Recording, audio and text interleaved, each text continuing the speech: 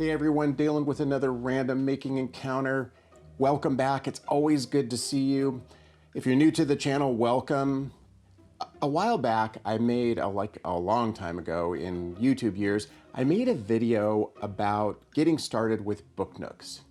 And then I basically abandoned that thread, that train of thought, never to revisit it again, and kind of left you hanging there. So I feel bad about that. We're gonna remedy that. So for this next series of videos, I'm trying to be a little bit more intentional here. We're going to build a book nook together. We're gonna do some nooking together, which I'm not convinced that's an appropriate verb or phrase or something that should be said out loud, but we're just gonna run with that. So here's the plan. We're gonna create a series of sort of mini deep dives into various aspects of building a nook from start to finish. This video you're watching is going to build the box that the nook goes in. It's the nook, the frame, the exterior case. Then we'll follow that with building the bones of the interior of the nook. I'm gonna have you jump in the comments and throw out ideas of what we could do, how we could theme it, how we could skin it. What do you want it to be? What kind of nook do we want to make?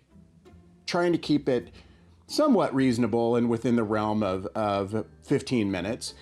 And then we'll move on to things like lighting and finishes, exterior finishes, glazing, all the things to bring it together. We'll slap it together, throw it on a bookshelf, power it up, and look in amazement at what we've created together. So that's the plan. We're gonna just jump right into it. Let's get started.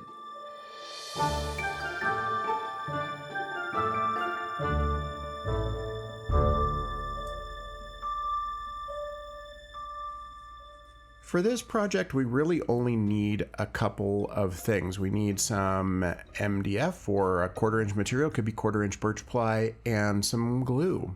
You can use foam core if you don't have an easy way to cut the MDF.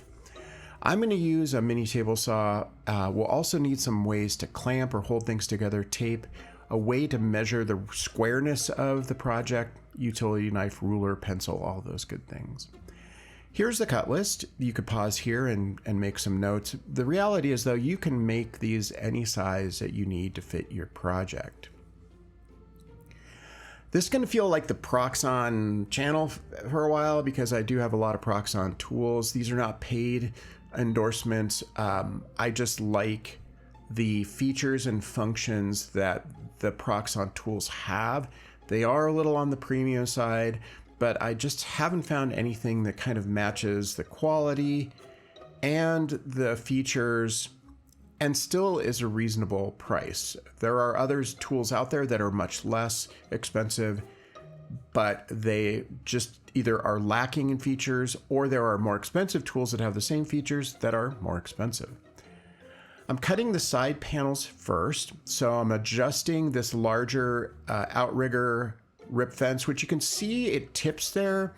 That is user error, not saw error. I'll show you in a minute. I flipped down the leg that supports that outrigger rip fence. That's one of the nice things about this saw is you can cut some pretty wide panels with it using that little slide out guide. Once the side panels are cut, I'm going to adjust it in and cut the top and bottom. Now, one of the things you got to be careful with this saw is that it only clamps, that guide only clamps on one end, at least in the version that I have. And it can actually rack in a bit or rack out a little bit, causing the cut to bind. So you just want to give it a little, that little fence a wiggle to make sure that it is parallel to the blade. I'm going to adjust it out here and make my depth, my cut for the depth of the top and bottom panels. The board itself initially was 11 inches, and we need to get these down to our final depth of our book nook, which is around 9 inches. I feel like this is a pretty safe saw. It's really hard to lift that blade guard up to even get a measurement. So getting a body part in there is pretty going to be pretty challenging. The motor torque is low, pretty low.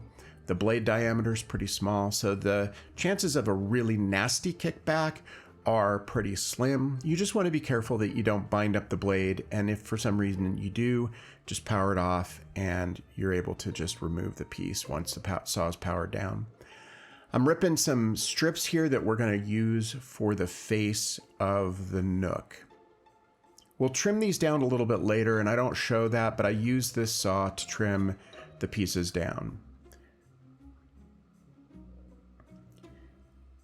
This little additional kind of the main rip fence is very good at precision cuts. It's got a lot of very fine adjustment that you can use. Very, very, very precise cuts can be made on this saw.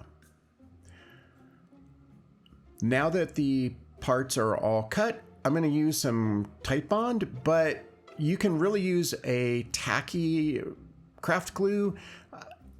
I would avoid things like hot glue because hot glue has a bit of dimensionality to it. It's kind of lumpy and bumpy, and what we want is really nice, tight, clean joints. We want something that grabs quickly like a wood glue or a tacky glue, but we don't want anything that's going to not give us enough working time, enough open time like a hot glue. I use a lot of hot glue for a lot of things, but not for this kind of construction. The first corners are always kind of the trickiest, and frankly, I kind of did a really bad job at gluing up this corner in the sense that I fought with it because I simply didn't kind of pre-stage my clamping. Much smarter approach would really be to get the clamp kind of positioned, the clamps all opened up to the right amount, and then you really only have to clamp an edge. I also clamped this clamp on backwards so there was no room. It's really painful to watch. It was kind of painful to edit because I knew I fought with it, and then to have to relive it in the editing was just pain all over again. These little right angles are really handy for gluing up things that need to be square.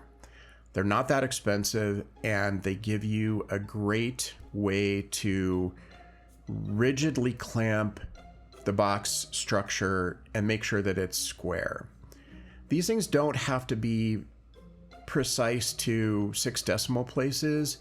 They really can be a little wonky and weird. It just means that we need to build a little bit more slop into the things that we put in the box. You just don't want it to be, completely out of whack, out of kilter, because that will create all sorts of other challenges down the road.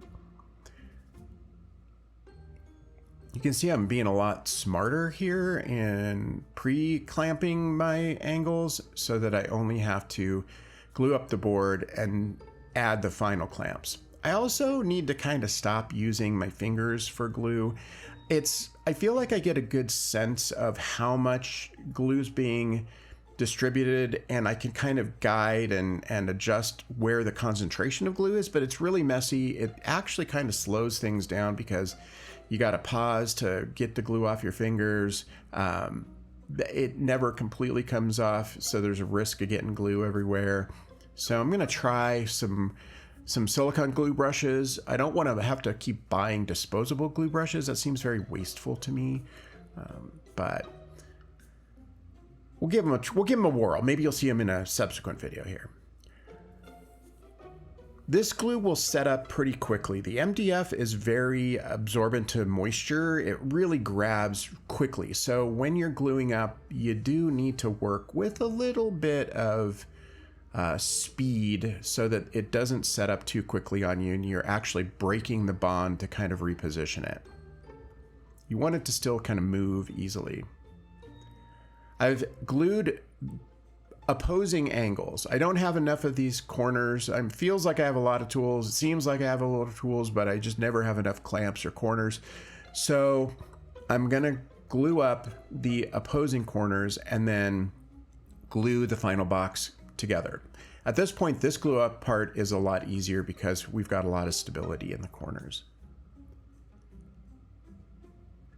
Everything's looking pretty good and square too, which is nice. That's a testament to using those right angles.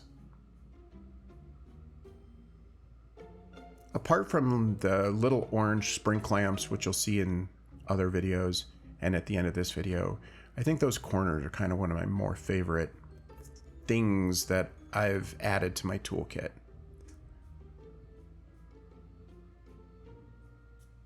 There I am wiping my fingers again. Glue everywhere.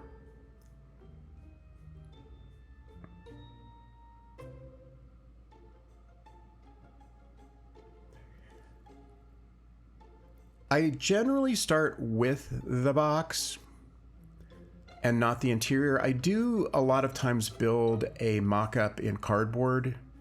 I get enough packages from online shopping to have plenty of cardboard laying around, but I start with the thing that it's going to, the space that it's going to fit in. Book nooks are, by their nature, a constrained space that we're working in, so it's always good to sort of start there.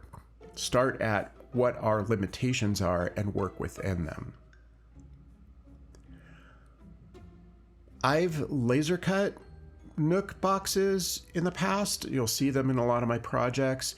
It's absolutely not necessary, and that's why I actually chose to not laser cut these. If you can make some straight cuts on a material, you can build a book Nook box for sure. It is nice to have a saw, but this could easily be made out of 1/4-inch foam core.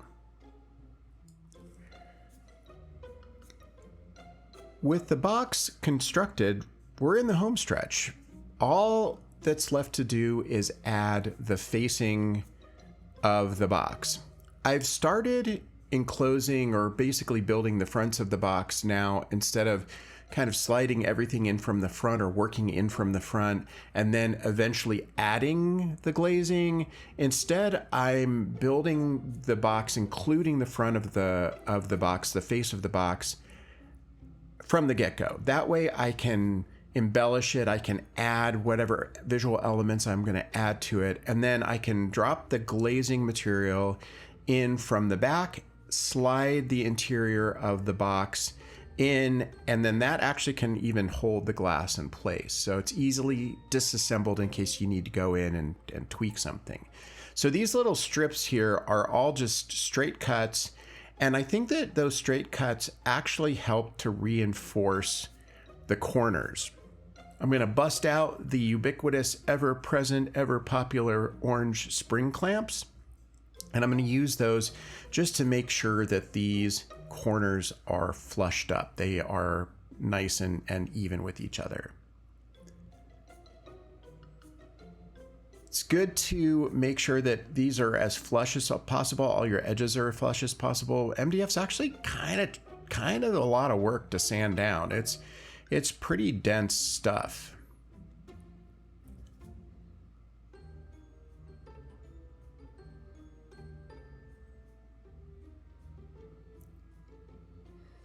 Normally I'd be a little bit more careful with the glue removal, but this is probably going to be covered in some form or painted, maybe veneered. That might be a little ambitious, but what we really want to do is just make sure that when we're done here and we give it a little sanding, that we don't have any big lumps or bumps or any big gaps. That's where we can come in, we can fill in some gaps with some putty and make sure that everything's nice and clean. Maybe give the edges a nice light little round over just to break that edge, that sharpness just a tiny bit. I like trying to keep pretty crisp edges unless the design asks for something else. And that's really about it. We're done with the exterior. This is the first step in making our book nook. I hope you found this helpful. If you did, be sure to hit that like and subscribe button, click the bell for notifications.